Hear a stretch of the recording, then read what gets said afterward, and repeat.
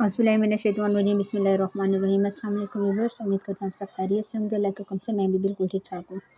आज हम बनाने लगे हैं कबाब। बहुत ही मज़े के ये बनेंगे और आपके पास अगर कोई चावल वगैरह बच जाते हैं, सब्ज़ियाँ मिक्स करके आप बहुत ही मज़ेदार ये कबाब बना सकते हैं। तो क्या नाम है, रेसिपी अपने एंड तक देखनी है। रेसिपी पसंद है तो प्लीज़ लाइक और सब्सक्राइब करना ना भूलें। तो चलिए अपनी वीडियो स्टार्ट करते हैं।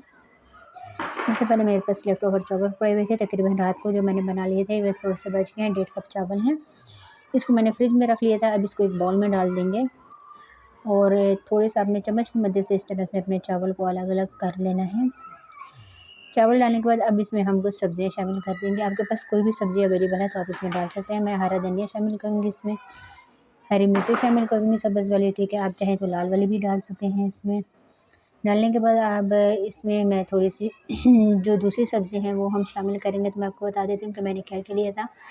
1 अदद मैंने शिमला मिर्च ली है, इसके अलावा गाजर ली है, मैंने पालक थोड़ी-सी ली है और प्याज लिया है।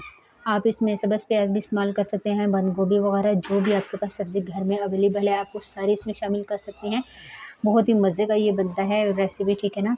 अच्छा, सब्ज़ियाँ डालने के बाद जब आपने इसको थोड़ा-सा मिक्स करना है कि सब्ज़ी अच्छी तरह से इसमें मिक्स हो जाए। सब्ज़ियाँ आपने सारी वॉश करके इस्तेमाल करनी है। पालक को अच्छी तरह से आपने धो के फिर आपने इसका पानी निकाल लेना है।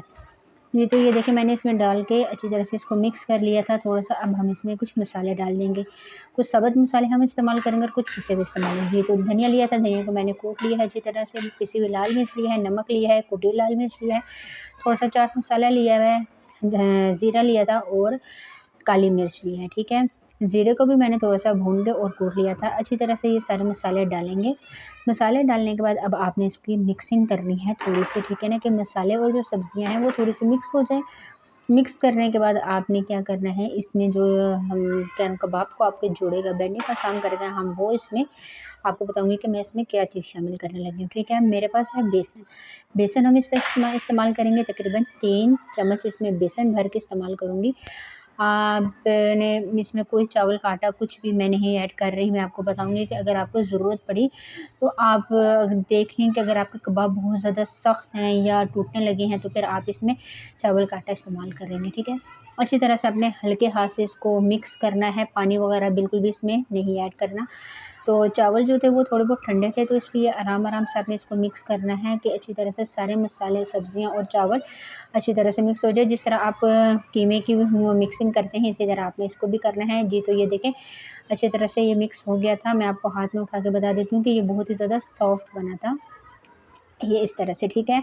अगर आपको सख्त लग रहा है या फिर आप थोड़ा-सा इसमें पानी भी शामिल कर सकते हैं, वैसे आपको पानी की ज़रूरत बिल्कुल भी नहीं पड़ेगी। अब मैं इसको तकरीबन 10 मिनट के लिए एक साइड पे रख देती हूँ कि ये अच्छी तरह से सारी चीज़ें इसमें मिक्स हो जाएँ। तो 10 मिनट बाद आपसे मुलाकात होती है।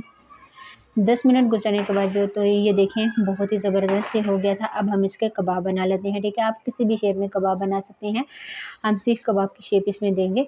थोड़ा-सा हाथ में आपने ऑयल लगा देना। ऑयल लगाने के बाद आपने इस तरह से मिक्सर उठा के आराम-आराम से हल्के हाथ की मदद से आपने कबाब की शेप दे देनी है, ठीक है ना। अगर आपके यहाँ पे कबाब टूट रहे हैं या आपको बहुत ज़्यादा सख्त लग रहे हैं तो फिर आप इसमें चावल का आटा, कॉर्नफ्लावर वगैरह 1-2 चम्मच इसमें शामिल कर सकते हैं। वैसे आपको ज़रूरत बिल्कुल भी नहीं पड़ेगी, बेसन ही से ये बहुत ही मज़े के बन जाएँगे। जी, तो इसी तरह मैं ये सारे कबाब बना लेती हूँ। जी, तो ये देखें ये सारे कबाब बन गए थे माशाल्लाह से। ऊपर से कलर कितना खूबसूरत लग रहा था जो मैंने इसमें सब्ज़ियाँ वगैरह शामिल की हैं।